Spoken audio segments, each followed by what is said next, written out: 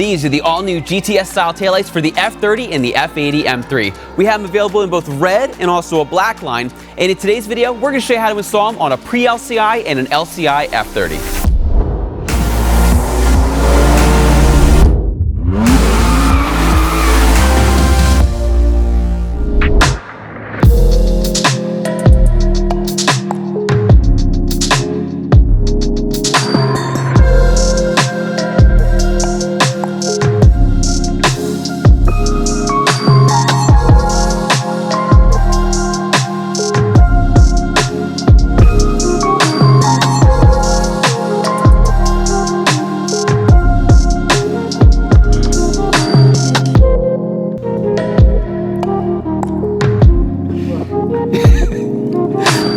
Hey, this is Bryan. Thanks for watching Kies Motorsports. If you like our videos, give us a thumbs up. Make sure to subscribe and check us out at KiesMotorsports.com. Today, we're bringing you a video on the all-new GTS style taillights for the F30 and the F80. Now, although we're just going to be demonstrating on the F30, you can totally do this on the F80 M3.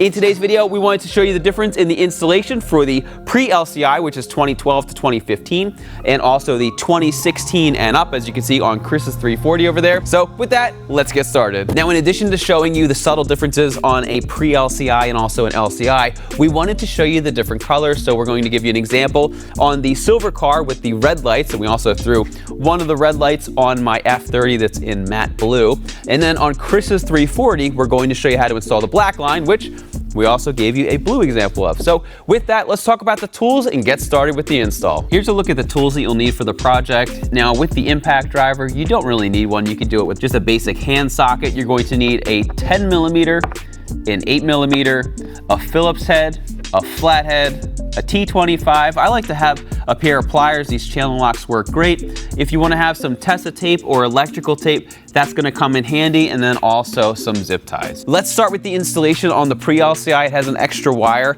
and then we'll jump over to the LCI. So first tool you need is your Phillips head driver. There are 8 plastic fasteners. There's 4 on the top here. There's 2 on this side, and then 2 on this side, and then there's some other screws, but let's start with these. The way that these work, if you take your Phillips head, you just lightly unscrew it. It's going to get to a point, and then you can just reach in and pull out like that. Now, sometimes they tend to get a little bit stuck, which is where the pliers come in, and then at that point, you can just grab it and just pull it out. So as long as you unthread it a little bit, they should come out with ease.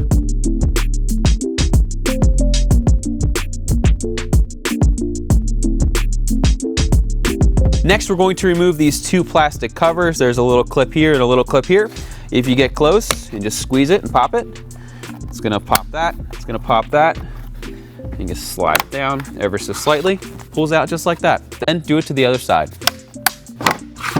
Next, we're going to remove the emergency trunk release handle. So to do so, you're going to press in right there and then slide this little piece out. Then last, you just have 2 T25s. You have one right here.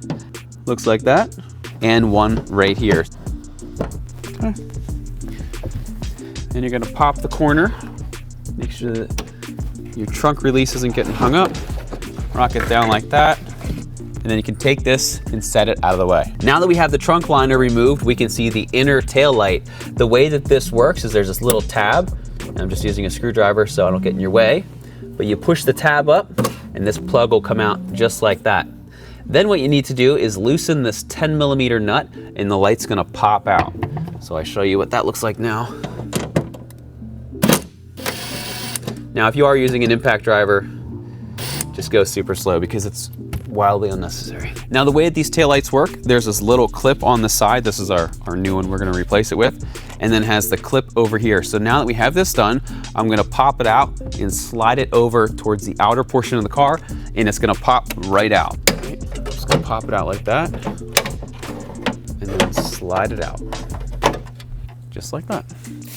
Now, while you're here, it's a really good idea to clean that surface to make sure that your new lights are going to get a really nice seal.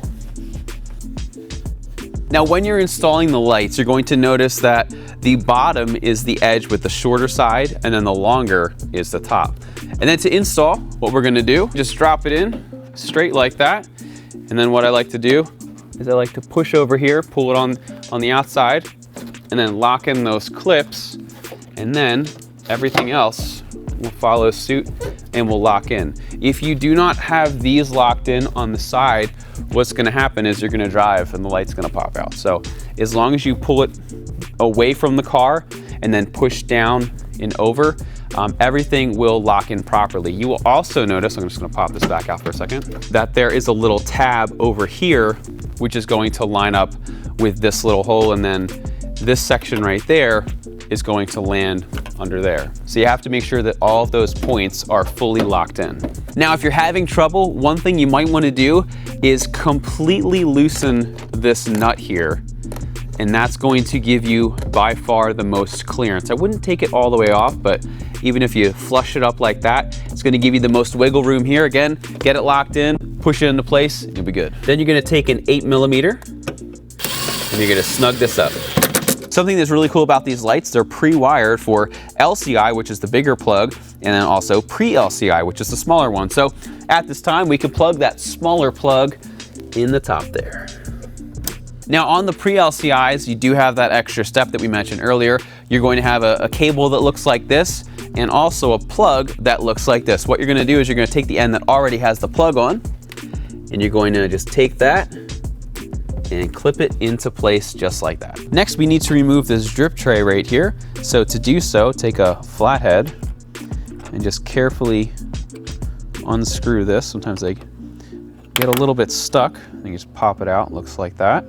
And this whole thing is just gonna pull straight up. It's only held in with these little clips down at the bottom. Next, we need to remove the two 10mm that hold our end light on here.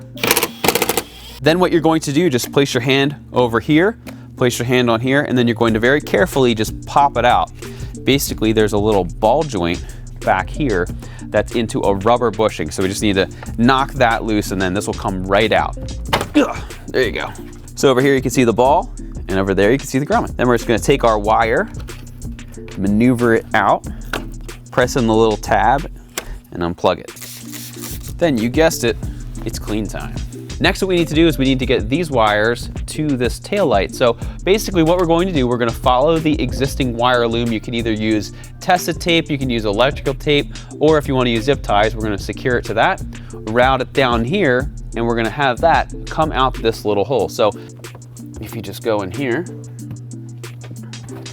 so basically we're just going to route it down here. I'm going to go back and secure that in a minute. Then just take these wires, we'll route them down here and out this hole.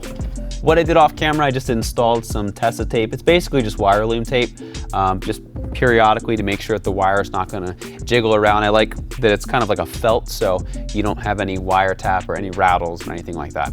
But we're gonna have all the parts, tools, product, everything down in the description for you. Now again, this is only for the pre-LCI that you need to do this, but you're going to find this little plug in your kit. You're gonna figure out which way it goes on. Basically, you're just going to line up this little tab with this little clip right there. And as you can see, when I plug it in, on your right at least, we have yellow, and then we have black on the other side. So just make a mental note of that. So then what you're gonna do, you're gonna take the wires that we fed through, and you're going to install them into this little connection. So if you look at the connection, we're gonna hold it like this, so the little clip portion is on top. We're going to take our black wire, that's going to go into the left.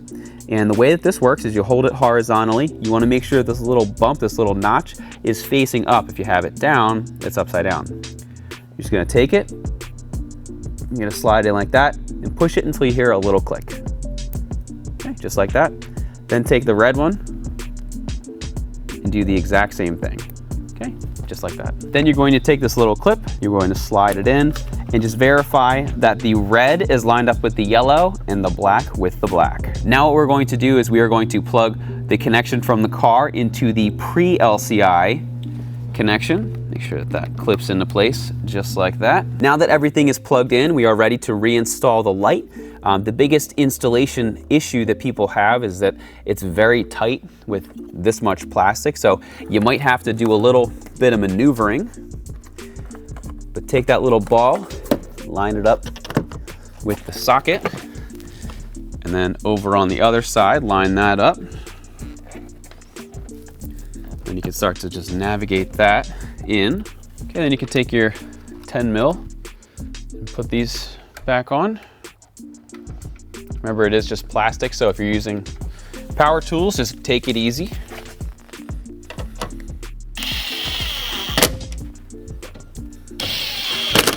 So at this point, everything on this side of the trunk is done. I just need to finish assembly here, but as far as the wiring is concerned, everything is the exact same on the other side.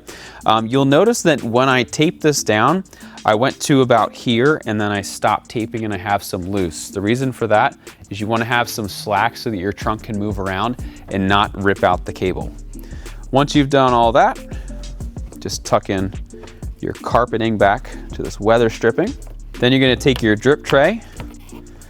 You're going to install that back in. And then we're going to do everything that we did over here. Over here, the only real difference is that there's no existing wire loom. So when you actually go to fasten that little cable, you just have to zip tie it to the actual arm and just make sure that you stay on the top just so that you have enough room. But before we do that, let's take a quick look of the before and the after.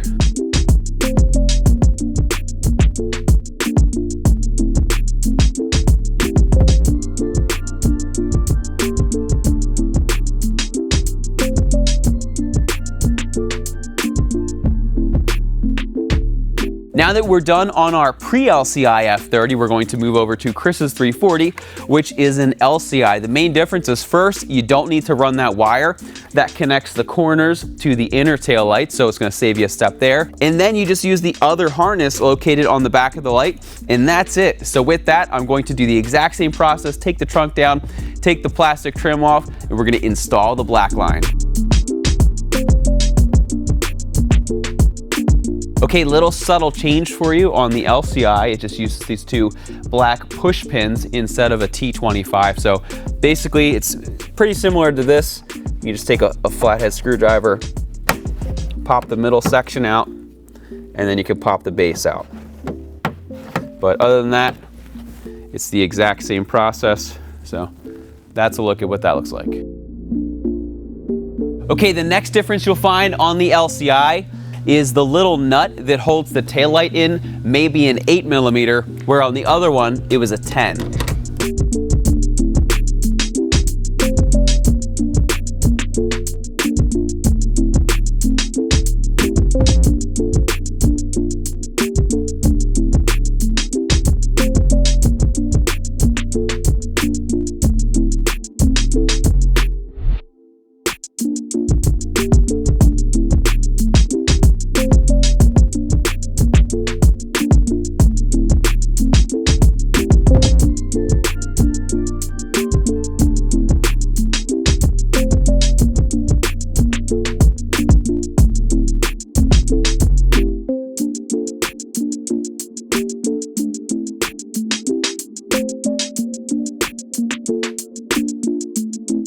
Okay, at this point, we have them fully installed on our silver 328 and also Chris's 340.